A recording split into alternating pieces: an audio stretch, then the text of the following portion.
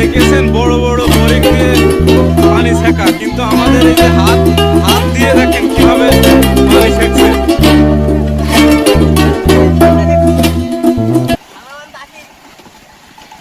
ভিডিওটির সাথে শেষ পর্যন্ত থাকবেন, আমরা আপনাদের কতটুকু মাছ পাওয়া যায় এখানে সবকিছু আপনাদেরকে দেখাবো।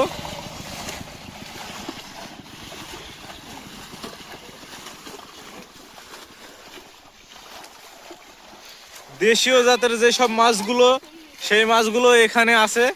আমরা আশা করছি এখানে ভালোই মাছ পাওয়া যেতে পারে।